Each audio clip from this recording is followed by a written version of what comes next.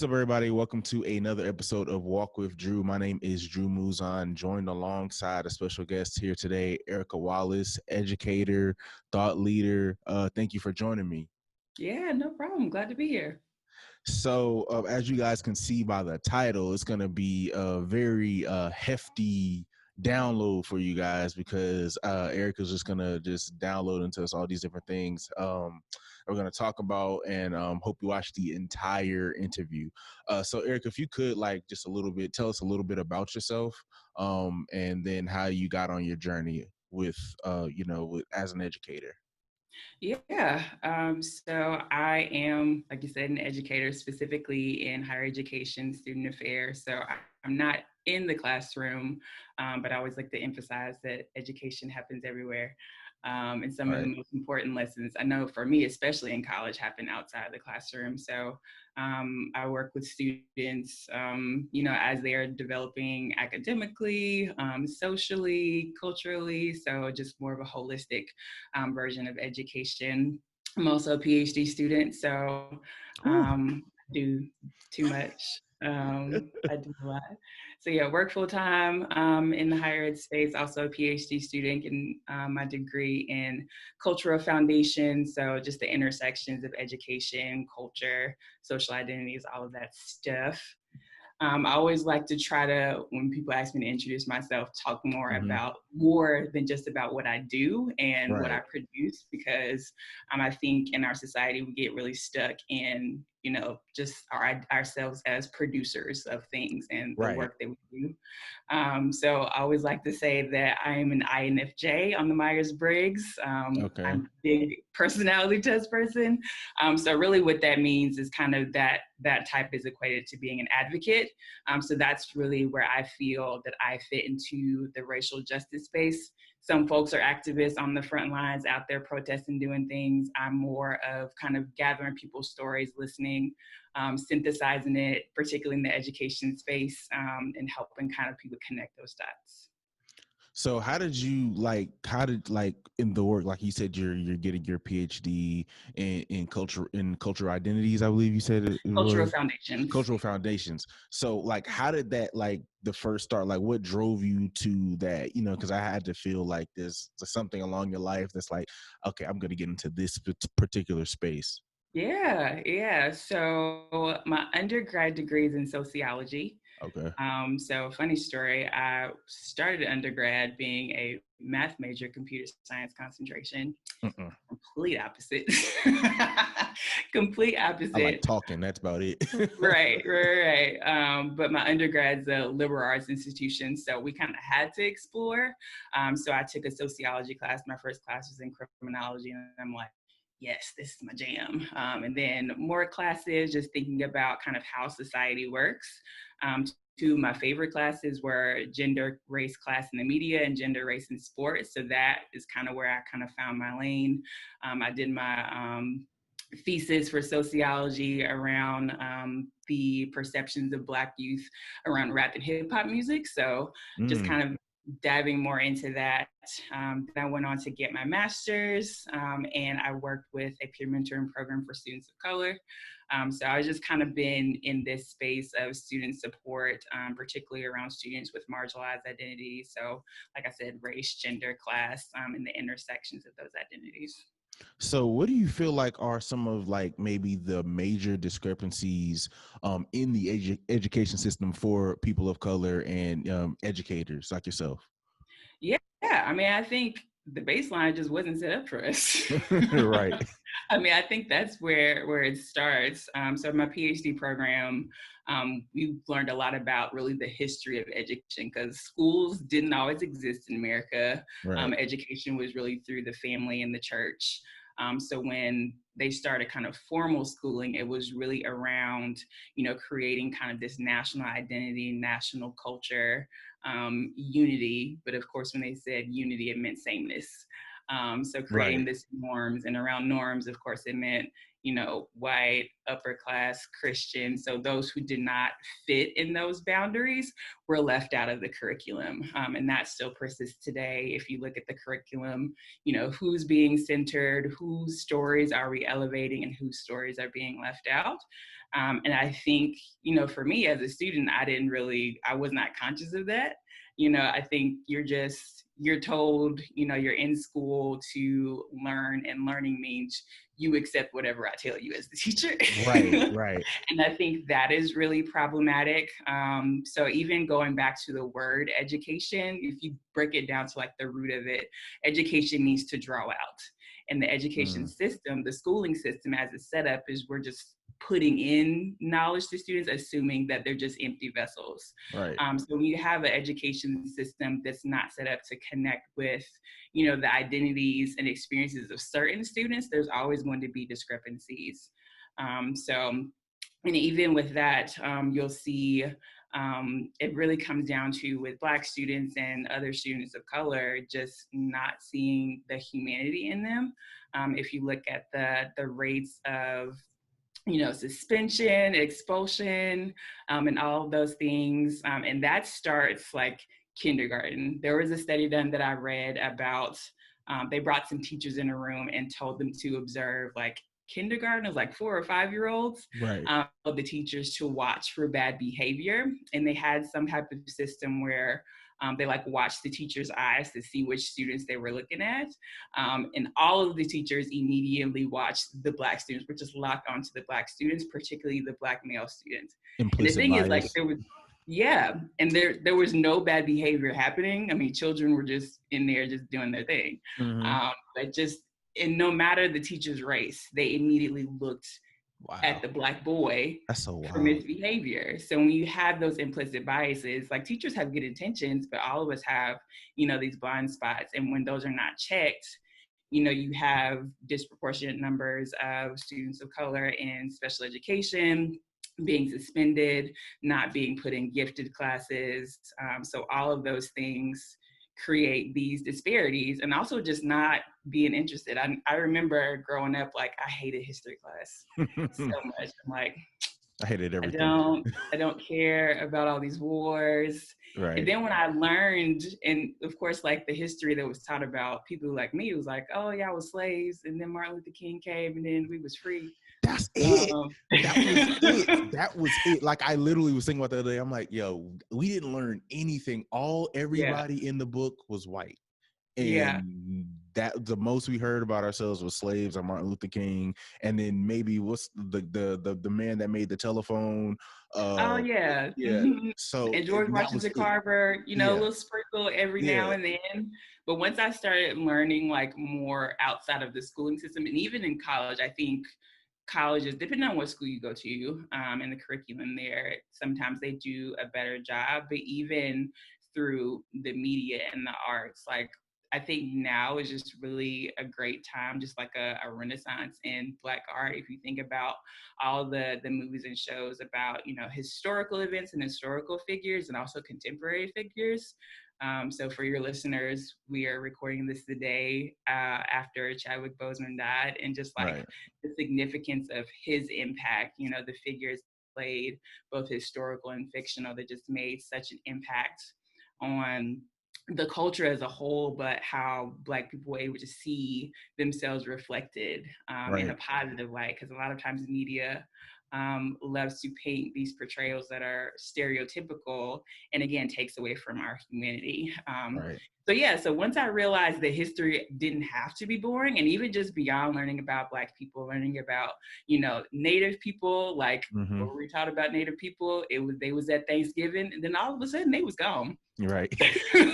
All of a sudden they were gone. So just even learning about, other cultures that weren't so Eurocentric, American-centric, really made history interesting to me. And I think if, the schooling system really created curriculum to draw from students' experiences and expose them to global perspectives, I think we would see a lot more engagement, because I think that's half the battle. Sometimes students just act up because it's like, I don't want to be here. I'm not Yeah. learning nothing.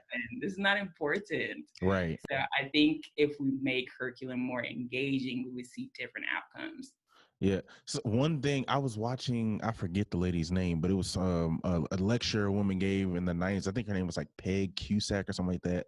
I shared a clip of it on Facebook, but she was talking about how the education system, even back in the 90s, was like it's two sides. It's outcome based, and I forget what the other one was.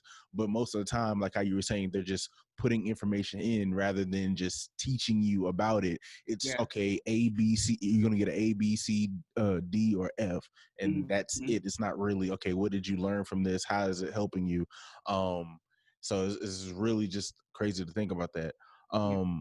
One thing that I wanted to ask you is just literally just left my mind just that quick. So why do you think um most of our education system has been Eurocentric? Is it just because the people who made it, is that just how it was? Like, why do you think? Yeah, you think that's Yeah, I mean, the people in power make the decisions. And when the goal is to, create a homogenous for everybody to assimilate to one standard, then that's what it's going to be. Of course, there have been like different schools that, try to bring, other cultural perspectives. I know there are various schools that are Afrocentric schools, so they teach from that perspective instead of a Eurocentric perspective.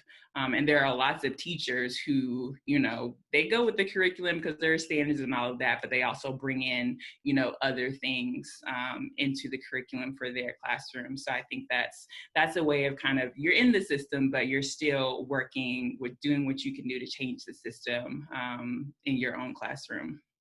So do you think, like, how what's the I want to say the what's the correct terminology, barriers of entry into trying to get more Afrocentric like literature into the schools? Because I had an idea about that, like beginning of quarantine.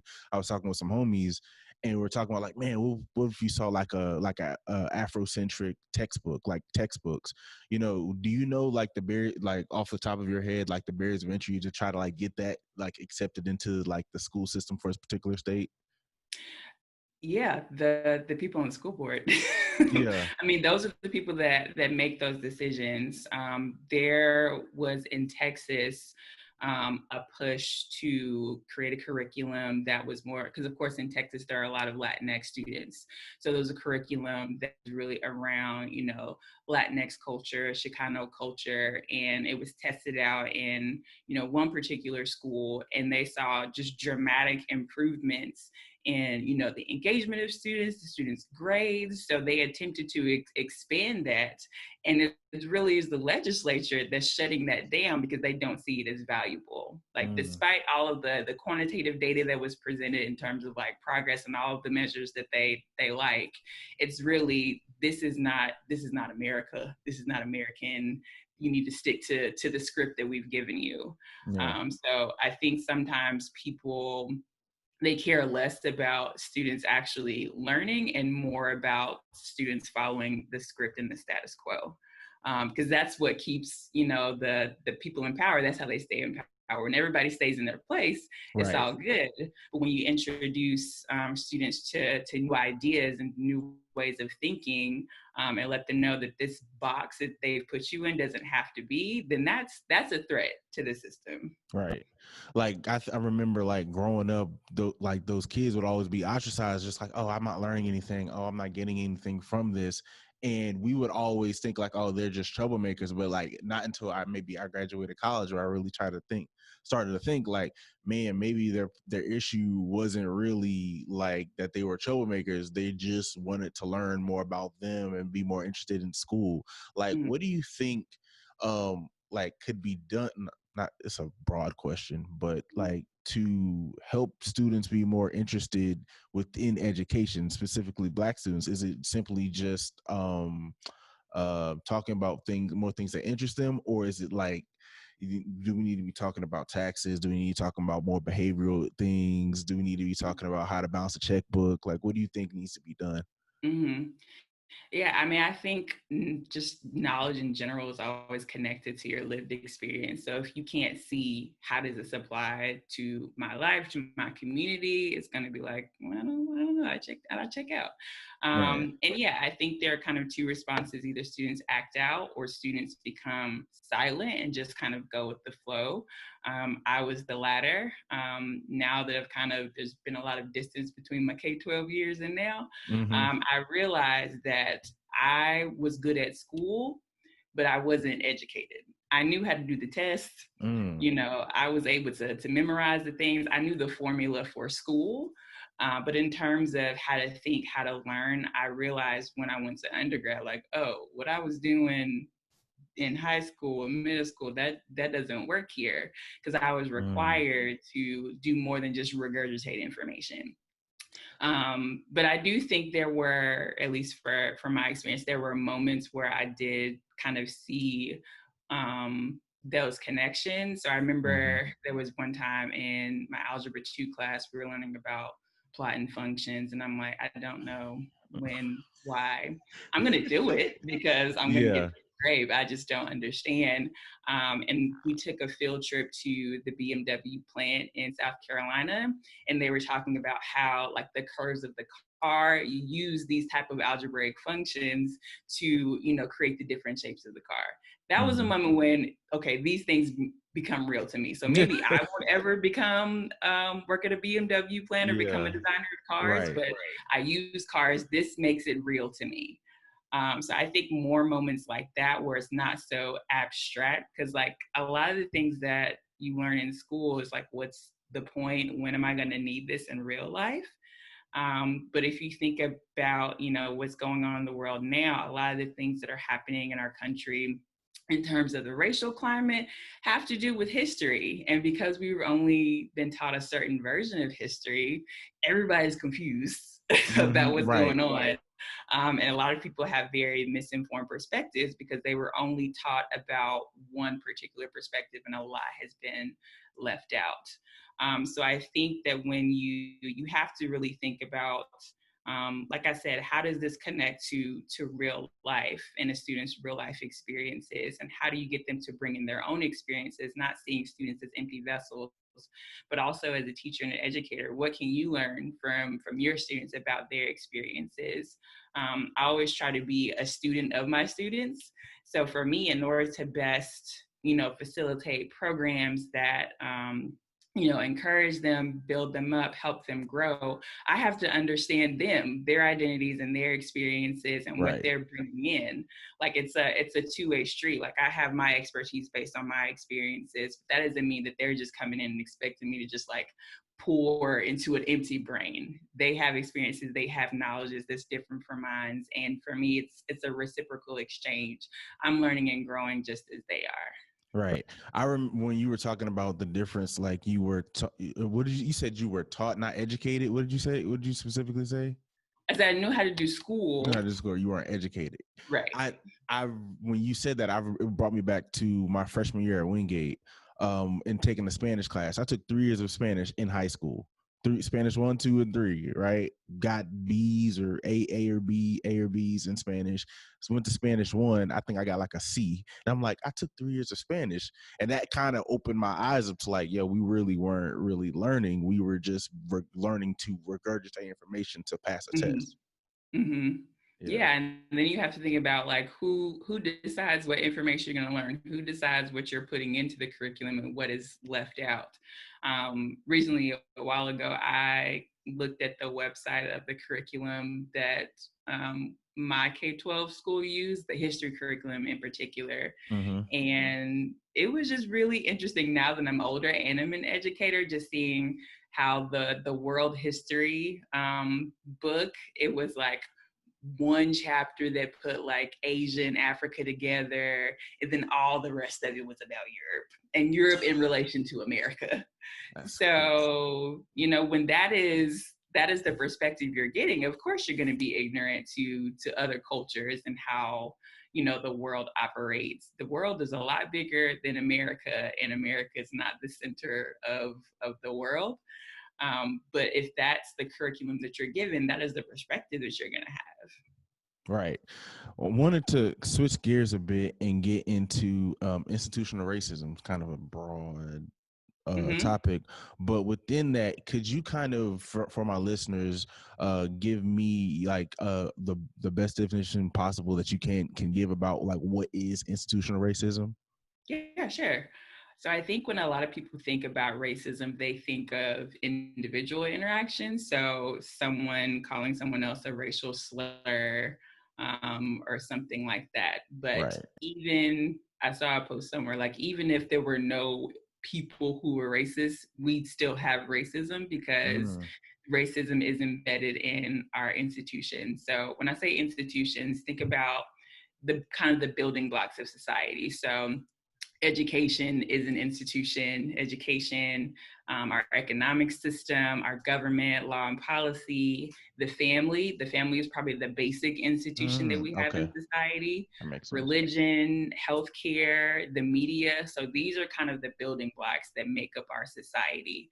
And discrimination exists in these institutions. So of course there are people that are making, the policies where these systems Mm-hmm. function. But once you have the policies, it seems like it's just the system. It's kind of hard to see or realize like, okay, people are making these decisions. These just didn't happen. But because if you think, like I said, if you think about like when education and schooling was started, these same things are happening, but you don't realize like, oh yeah, people decided this. So it Right. just kind of obscures it. Now you just feel like, oh, this is just the way things are because it's happened for so long. So institutional racism is racism that exists in institutions. You don't need individual people to kind of carry it out. You don't have to be individually racist to benefit from racism because it is in our Mm. social institutions. Mm. And then kind of beyond that, so another term that's connected is systemic racism. Right. So in these institutions, they are connected to each other. So education, we think about education, some public schools are funded better than others. Because of the Why? Because of neighborhood. Right. property taxes. So that's Right. connected to housing. And depending on where Mm. you Okay. live, you're going to have certain access to food. So there are places called food deserts where there really aren't any grocery stores or access to fresh foods. You got like the gas station, the ABC store. So Yeah. that's connected to food. And if you're not eating well, you're probably not going to have the best health care. So there's all these connections and Wow. create like a Okay. web, a system that's made up of these institutions. That makes sense. That makes a lot of sense connecting those dots. I remember like I had an interview. I was speaking to Dave Butler a couple of weeks ago. We had an interview, and he was talking about how sometimes like he'll be talking to homies and people or just people in general, and they don't see that a wall exists. Mm-hmm. And they're not cognizant that walls exist. They're just like, oh well, it's been there for however long it's been there, and you're just used to it, and we don't Mm-hmm. want to kind of like evoke change. Yeah. So like within institutional racism, what do you think, like within specifically, you can pick a sector, but within institutional racism, what do you think we can be doing to combat that institutional racism? I think it's hard because, like I said, it's a system and all of it is connected. So I think if you try to attack everything, you're going to get overwhelmed and burnt out. Right. And I think that is what a lot of us are experiencing, the sense of hopelessness, because it's everywhere. Right. But I think it's you kind of got to pick a lane and focus there. So for me, at least right now, education is my lane. Right. So I have a lot of friends who are in healthcare, so they're kind of in that space because there's discrimination and bias in the way that doctors treat patients based on race and ethnicity. I don't know nothing Right. about that. Right. I know that Right. it happens, but in terms Right. of addressing that, that's not my skill set.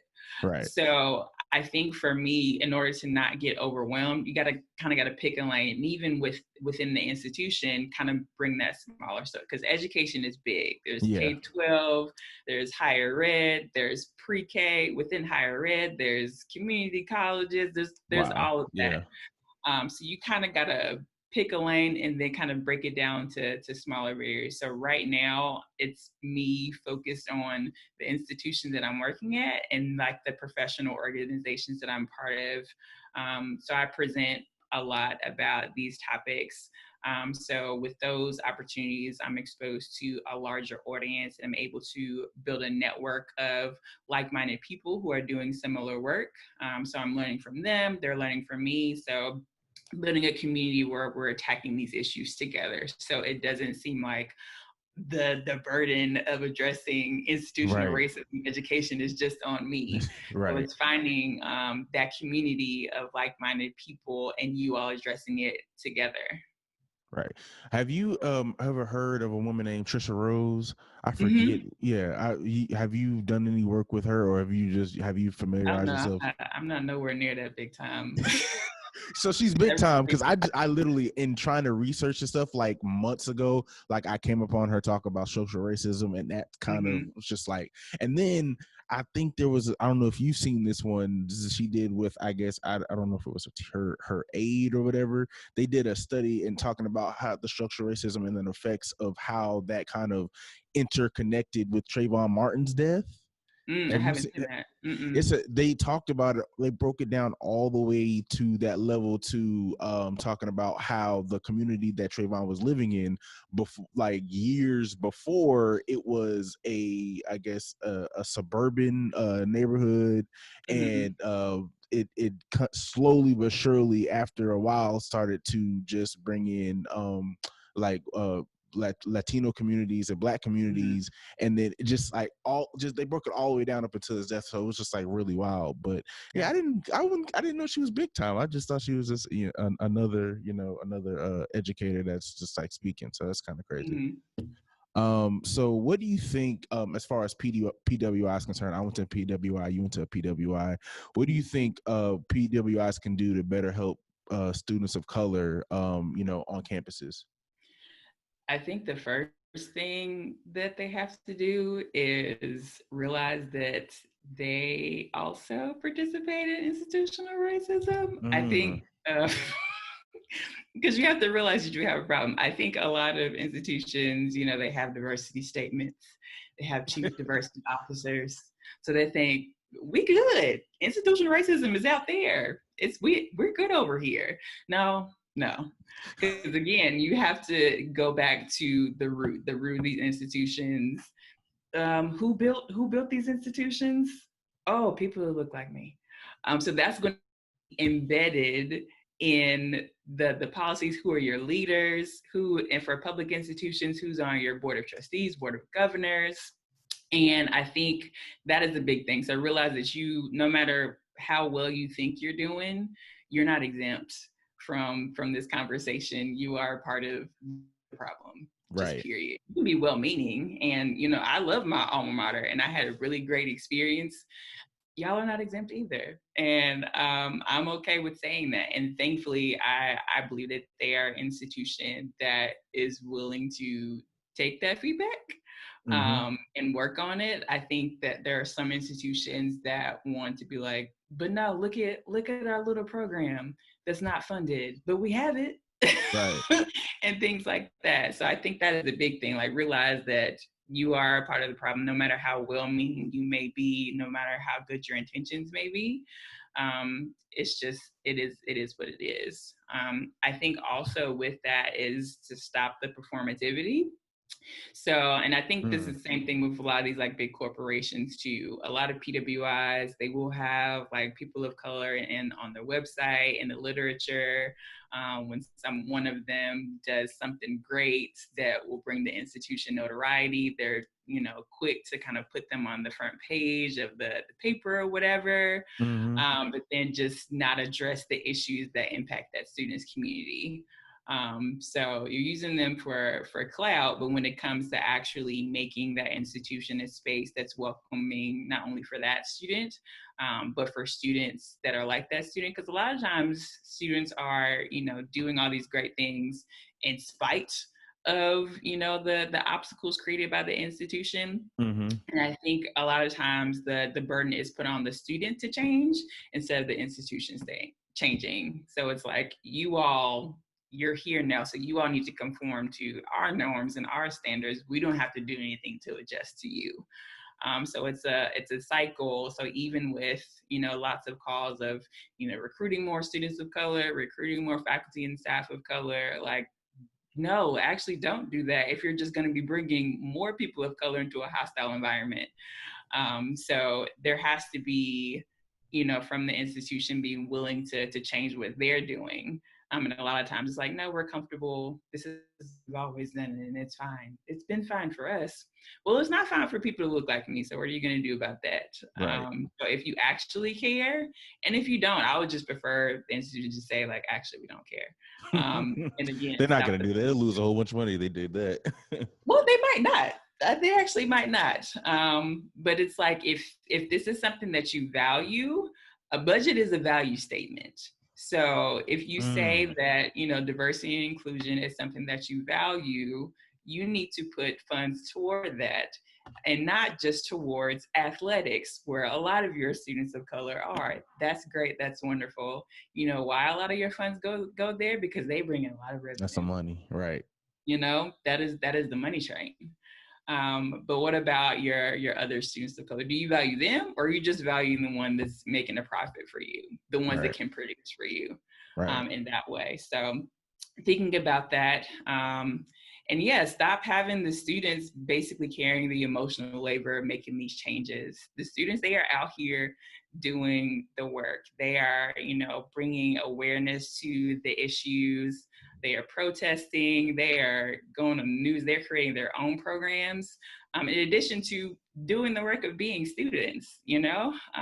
So I think that the university needs to take that burden off of students, because I would love for them to just be able to be here and just do their work and just be young adults, but they just don't have that luxury. It's just like we feel the burden and the pressure for the students that come behind us not to have the same experience that we had. So we have to be the ones that do the work, because it feels like the administration is not listening, or just listening because it's bringing them bad PR, not really to actually change anything. Yeah, I told a story about this a piece of content that I did. How I grew up, we kind of grew up adjacent to same church and same school. I grew up not really, and I say this, I'm like I grew up not really knowing that I was black. like That's or real. having an identity like, yo, you're black. Like, Mm-hmm. and I went to Wingate University's PWI, and I would get on campus and my friends would be at Black Student Union meetings. And I'm Mm-hmm. like, I don't want to go to Black student. I feel like that's I'm segregating myself. I don't want to. Mm-hmm. I don't. No. What? Huh? Segregation. Why am I going to segregate? Why am I going to go to a Right. Black student union? Why isn't there a white student union? We'd be mad if there was a white student union. I didn't understand. Like, yo, like the institutional racism that goes on campuses, and I probably wasn't even aware of it myself at Wingate, knowing that there was I've heard a lot of stories, but I probably wasn't even aware of it. So it's crazy how much that stuff exists, but then how us as black people, we can not be cognizant of Mm-hmm. that, because I walked on that campus. I didn't care about going to a BSU meeting and things of that nature. But then after the fact, once I started hearing all these facts and started educating myself a year ago, it's like, okay, I wish I would have been one. I would have been to a couple of more of those meetings, but actually got involved, like actually tried to, like, okay, we need the BSU because they can lobby for funding. We need the Mm-hmm. BSU because they can lobby for, helping black students get acclimated on campus. And I didn't see that. Mm-hmm. Yeah, I feel like a lot of Black students go through that, unless you like grow up like a real like pro-Black household. Right. A Right. lot of us go through that. So there's actually a student development theory for Black identity development, and it's like you start where like your racial identity doesn't really mean anything, and then Mm-hmm. there's some type of moment or incident. It's like, oh, this is a thing. And I feel Yeah. like it was Right. similar. Like I grew up in predominantly white neighborhood. My best friend who lived across the street was white. I understood that, like, the box that I checked was white and was Black, and that my friend was white, and my skin is different than hers and my hair is different from hers, but I Mm-hmm. didn't realize that it meant anything. I thought we were just different, and that was fine. I didn't realize it meant you were valued differently in society until high school. So my junior year, senior year, and I was on the mock trial team, of course, where I went to school, all Black high school. So we were competing against, predominantly all white teams. Right. So, and of course, like the church that I went to was predominantly Black, so I wasn't really around a whole lot of white people. Exactly. It was like, okay, whatever. But I mean, not to brag, my team was fire. Right. I've heard stories. I've heard stories. Oh, I know. The team was fire. We were slaying them all. So right. It's like we came to this one team, and it was clear to us, to the other team, to everybody that was in the audience, that we were the clear winners. But when we got to the judging room, it was like, nah, this team beat y'all. And I'm like, how, Sway? And to even just like see that done, because that wasn't the first or last time that happened to my team or to other teams. So just to realize, like, I could really do everything that I'm supposed to do, be prepared, and to, everybody else in the room, it's like these students, these Black students they clearly won, but the judge, who was white, who had the power to make a decision, it didn't matter. It didn't matter. Right. And I was so hurt by that, because I was always taught, like, if you work hard, all you have to do is work hard. Pull yourself up by your bootstraps. That's all you gotta do. All you have to do is work hard. And working hard is absolutely important, but there are just people and situations and systems to where that's just not going to be good enough until you change the system. So. Right.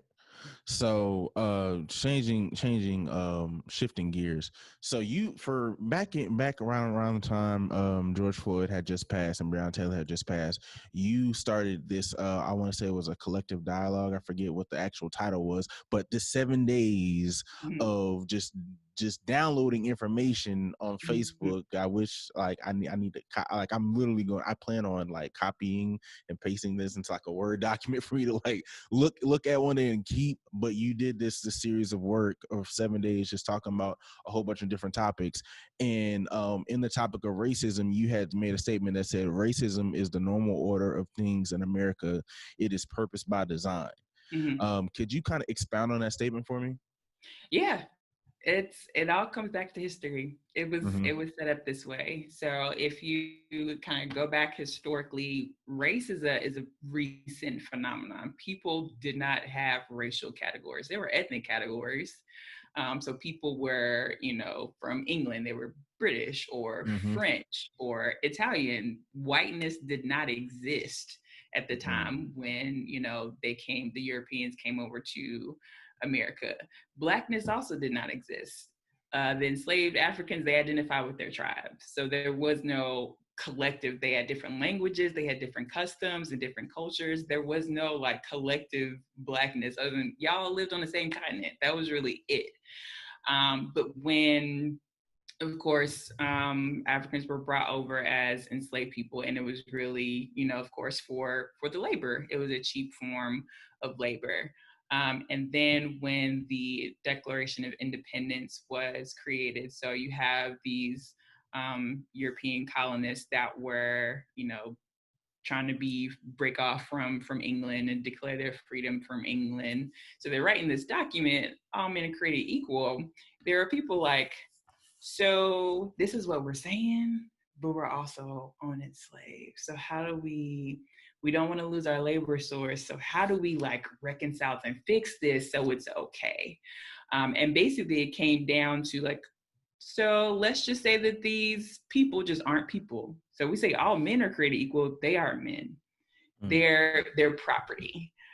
So this process of dehumanization was the design of race. So this is when race was created. So there's collective. Now we are all white, and all these people are slaves. So there's this distinguishing between who is entitled to the benefits of freedom and life, liberty, and the pursuit of happiness, and who isn't, because they aren't people.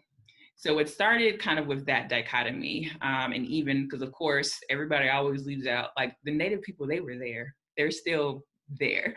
Right. So when they first, the colonists first got over there, it was kind of like, there wasn't a whole lot of tension, but of course, because of expansion, they wanted more land, land that belonged to the native people.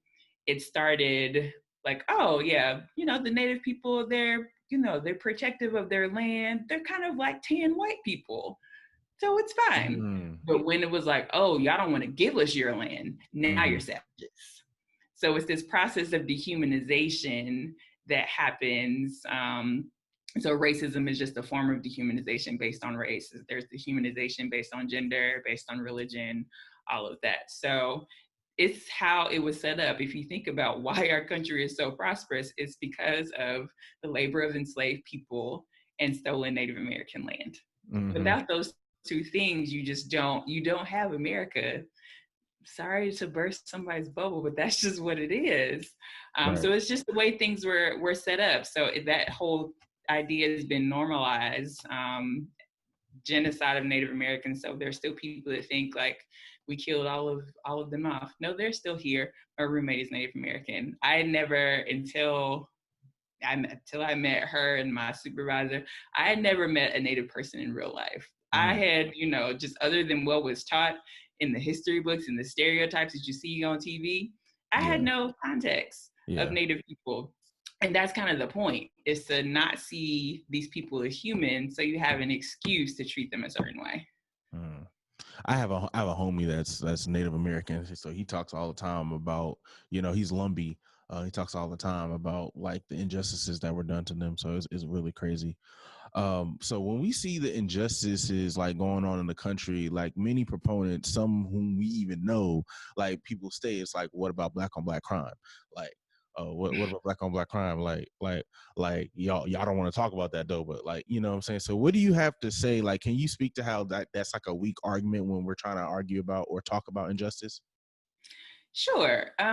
I think that first it's important to point out that crime happens in all communities, and crime is more linked to poverty than to Mm. race or any other thing. So if we want to talk about, and I don't even like saying black on black crime because I think Right. it's Right. dumb, Same. because we don't, again, crime happens everywhere. We don't say white on white crime, Latino on Latino crime. There's literally a whole channel, Investigation Discovery, about white people killing each other for insurance money. Why do we want to talk about that? We don't That's want to label crazy. that white on white Yeah. crime. Right. So I don't even use the term black on black crime. If we want to have a conversation about crime in black communities, I'm open to have that conversation, just not while we're talking about police brutality. If the only time you're bringing up black on black crime is in response to police brutality, you don't care. You don't care about crime in black communities. You just don't. And I just Facts. rather you say I don't care,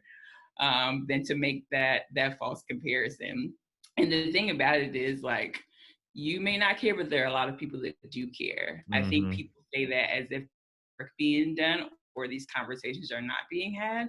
No, you're just not a part of the work, and you're not a part of the conversation. And it's because you don't want to be. If you actually wanted to be involved, in changing these situations, you would be. So just stop. I would just wish that people would just stop.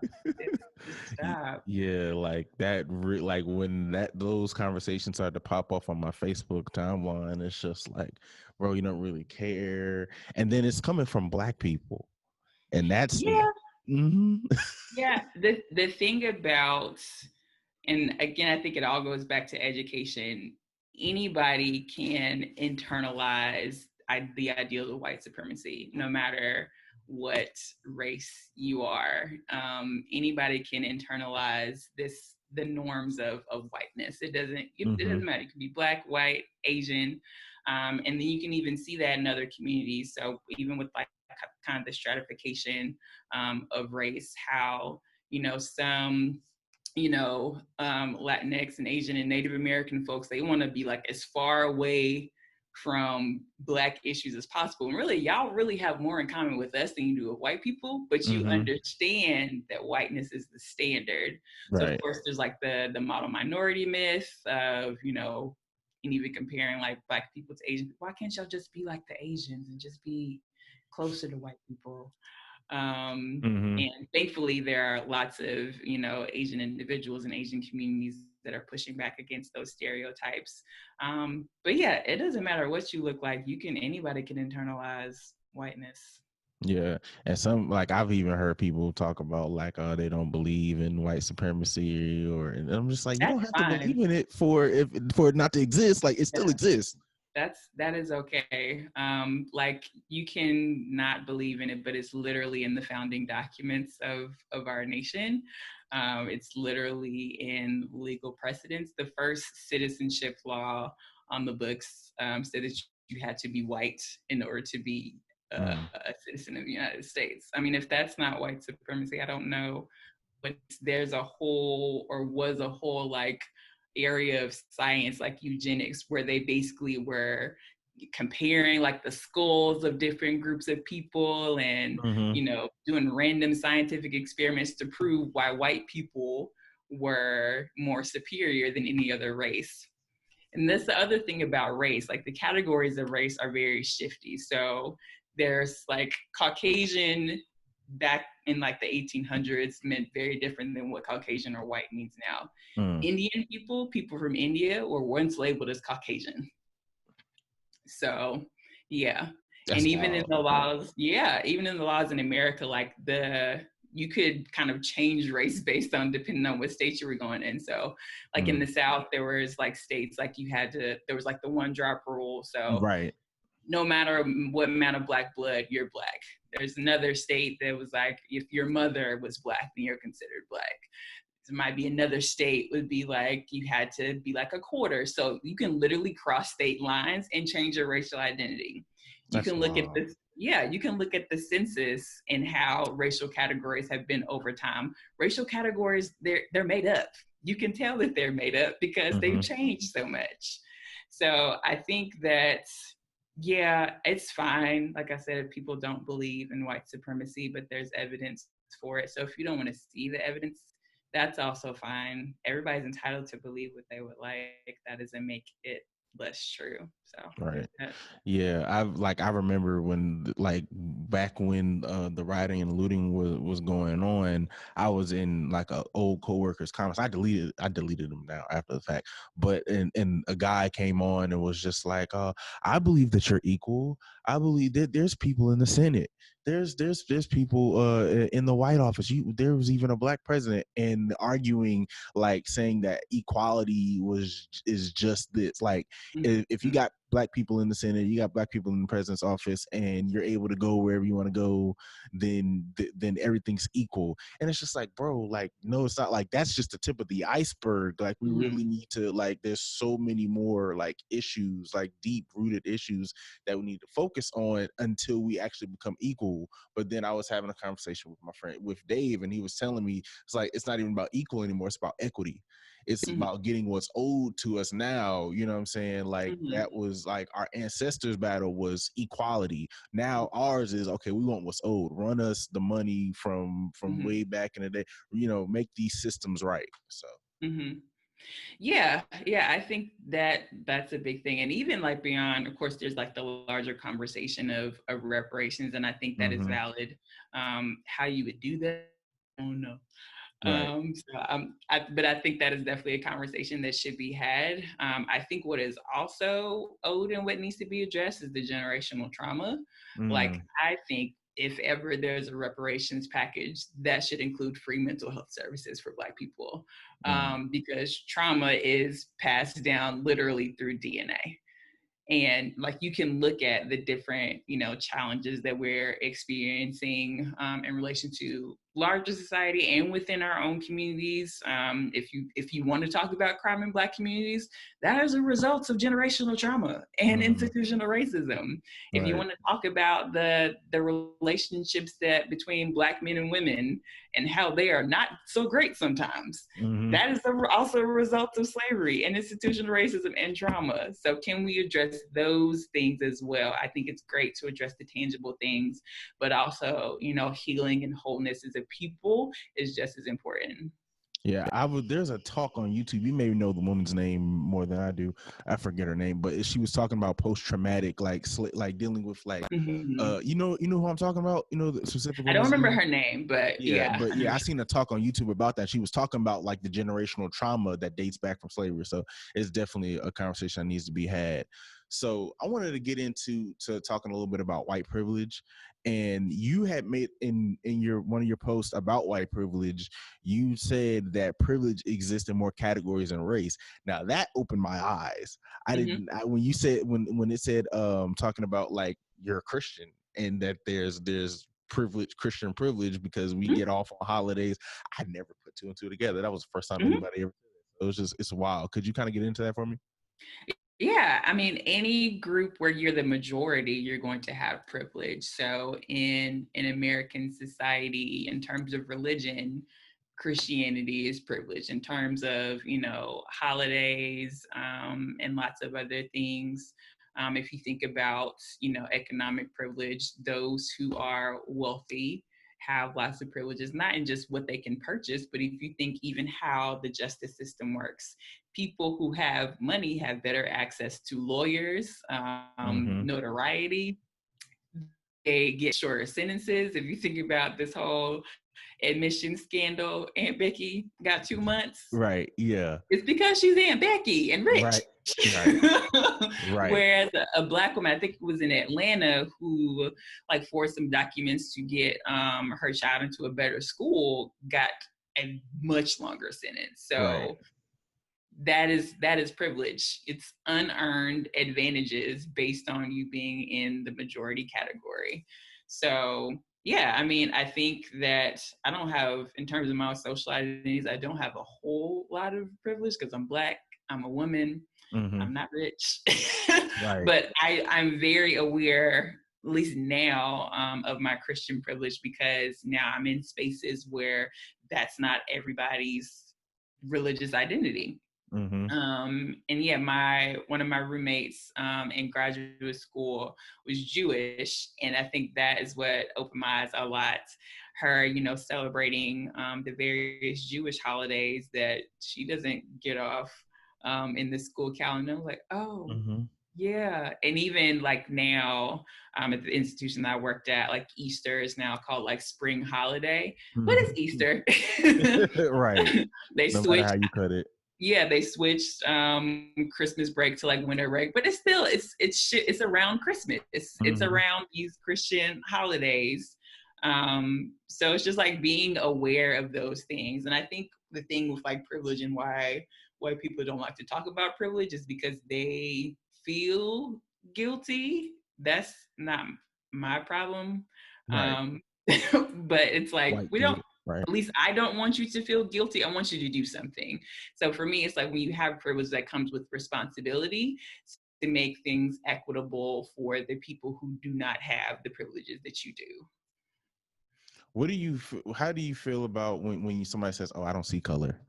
How do you how do you feel like color, that whole color blindness argument? So I feel like the people that say that are also the people that talk about Black on Black crime. So it's like, if you don't see color, how do you see Black on Black crime? Bingo. Mm. But I think it's dumb. I think it is oftentimes it's well-meaning, but it's like what is that movie? Not When They See Us. The movie with the book. Oh, this is going to make me mad. This is going to make me mad. The Hate You Give. Yes, that Okay. movie, where Amanda Stenberg, the main character, is dating her white boyfriend and they're at prom. And he's like, you know, I don't see color. Like, I love you. You're great.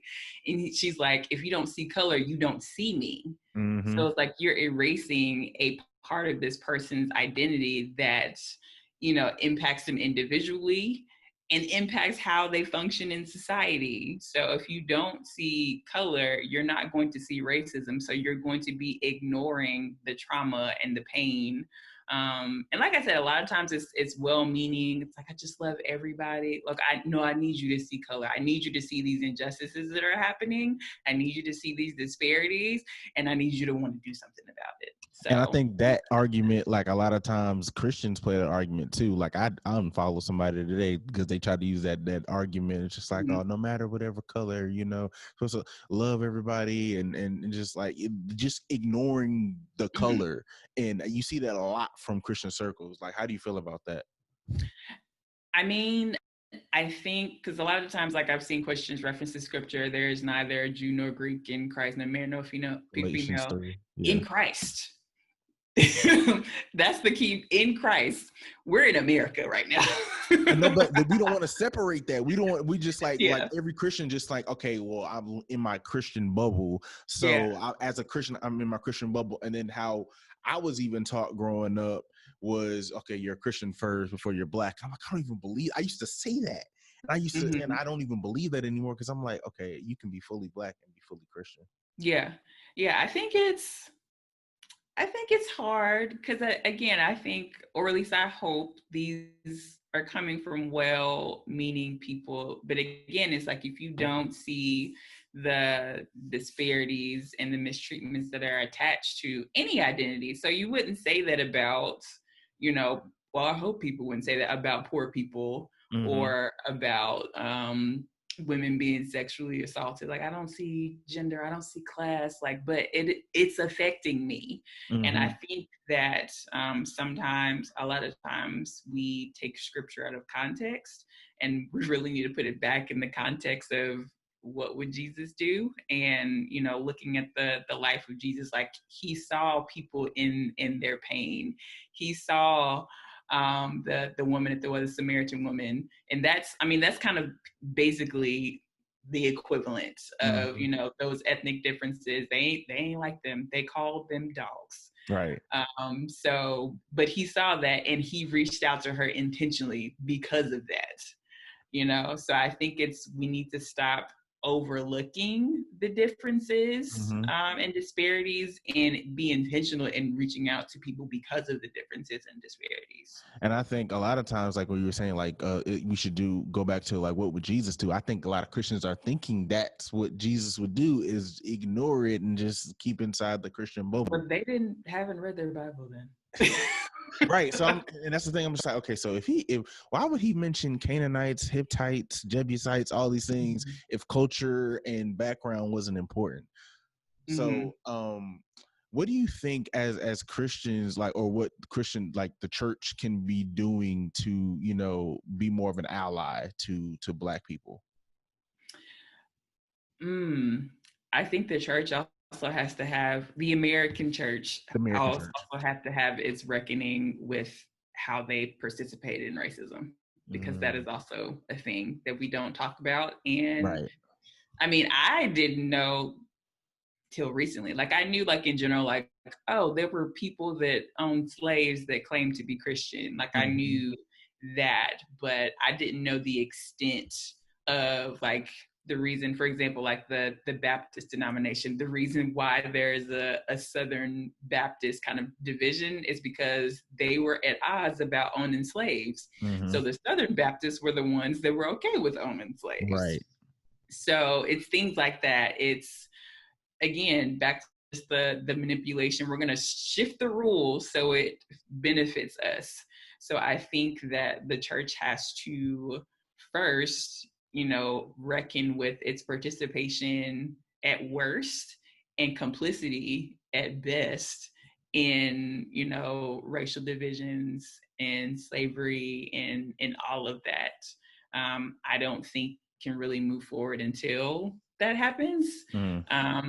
Because even in a lot of these seminaries, and Dr. Tony Evans, who's, very prominent Black pastor, talked about, his experience going to the white seminary. Like, he was saying if he had gone a year earlier, he wouldn't been allowed, because they weren't allowing Black people to go to seminaries. And then he shared a story about, yes, like, these are people who claim the name of Christ, and some of them who believe that, slavery is was like instrumental to Christianity, like questioning. There was a video where T. Jakes was talking with a bunch of white Christian leaders, and Pastor Judah Smith shared a story about a white woman who said, "Why do Black people love all the parts about Christianity except slavery?" As if slavery was integral Right. to Christianity. So it's things like that that we really have to unpack. Jamar Tisby has a really great book. I haven't read it yet, but there's a video companion. His book is called The Color of Compromise, and he just I want to get goes, that one. Yep, it's on my yeah. list. So yeah, there's a video companion on Amazon Prime where he kind of, it's like a 20-minute video that breaks down like each chapter that goes through like the history of the church's complicity and participation in slavery and discrimination. And I was like, oh, okay, all Right. right. Yeah. Okay, so we have to reckon with that. And I always say, like, now, like, the reason why there is a Black church is because the white churches didn't want us to be there. Like, that is the only reason why we have like this type of segregation in churches, and we just don't talk about that. Again, it's like when you don't realize or know the history, you just assume that these things are normal and then they just happen. No, they were designed this way for a reason. So we have to reckon with that. Right. Well, this has been like an interesting conversation for me. A lot of things I'm going to continue to overturn as I watch through this. And I hope everybody watching was definitely blessed by everything you shared. I appreciate you coming on here and talking with me. I hope you enjoyed it. Yeah, definitely. Yeah, so I would shout. Are you on? So are you a big social media person? I want people to be able to follow you, but I don't know if you have social media like that. I have social media, but the thing about it is, like, with this PhD, I post sporadically. Sporadic. Eventually, when I'm like done with that, I'll get fast. But every now and then, I'll poke my head out, especially when I see some shenanigans. Right. on the interwebs. I poke my head out. Yes, I'm definitely looking forward to her book, y'all. She's gonna write a book one day. I'm gonna get like one of the first 10 copies about, because I needed, like, she's definitely a wise mind. Thank you for just sharing these thoughts and your wisdom with my audience and with myself. This was another episode of the Walk with Drew podcast. My name is Drew Muzan, joined alongside Erica Wallace. Thank you guys for tuning in.